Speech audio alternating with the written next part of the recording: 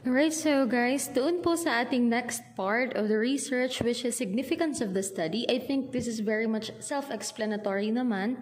Significance, ano yung importansya or gaano kahalaga, bakit mahalaga para sa inyong research? What is it significance? Okay, so matik na dyan once again, yung the researchers believed, okay, so researcher kapag ka individual ang ilalagay nyo, researchers if you are consisting of a pair or groupings. Okay, so the researchers believe that the study is important due to the following reasons. Okay, magbibigay po kayo ng reasons kung bakit sa palagay nyo significant ang inyong ginagawang study. Okay, so kagaya lang ng example na naka-provide dyan, basahin lang po. So, the results of this study will provide the much-needed information for the school administration. Okay, so yon pininpoint doon, kanino mahalaga. Kanino magiging kapaki-pakinabang yung research. So, sa number 1 pa lang, nakaspecify na po para sa school administration.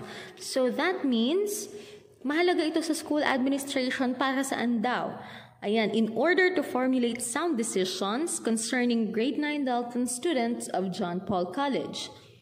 Okay, so you're just going to think of at least 3 na significance of your study. Or if you can think of at least 5, kung groupings naman, kung kaya, sure, go ahead.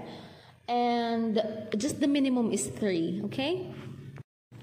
And then moving on to the next part, scope and the limitations of the study.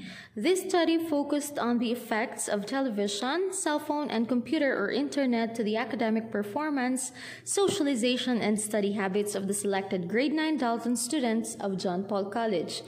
So in this one, nakikita nyo naman po na dyan sa ating example, nakaspecify yung mga independent variables and dependent variables coming from your statement of the problem. So you just have to edit that dun sa inyong part kung anong inyong mga variables, yun po ang ilalagay nyo dito. So gawin lang po itong format so that you will find it easy to make your own. And then, nakaspecify din po dyan sa scope and delimitations yung lawak or coverage nung inyong research. Ayan, nakalagay, the respondents of the study. Okay, so sino ang respondents nyo? Papalitan lang dyan yung grade 9 Dalton students kung ang inyong respondents ay random naman ang inyong respondents from the selected students of Junior High School Department. Ayun, pwede po yun. As long as sa defense po, paalala lang na ma-justify nyo kung bakit yun po ang pinili ninyong respondents. And paalala lang po, ang respondents na pipiliin nyo, yung madali nyong ma-reach. Kasi pag sasend lang questionnaires, most probably ay online din po. Online kayo magpapasagot, online din kayong magtatali ng mga responses nila doon sa inyong isi-send out na questionnaires. So, dito pa lang ay kailangan yung alam nyo sa palagay nyo ay mabilis nyong makokontak yung mga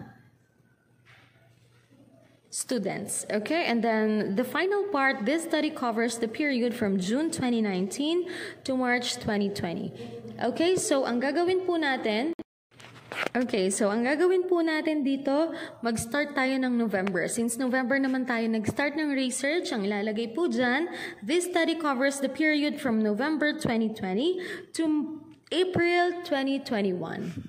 Okay? So, matik po yun walang maiiba kasi sabay-sabay po tayong lahat. Sabay-sabay din mag-move up. Kaya kailangan ilagay nyo na sa isip nyo, itanim nyo na sa inyong mga isip. Gawin ng mindset na talagang paghahandaan itong research na to.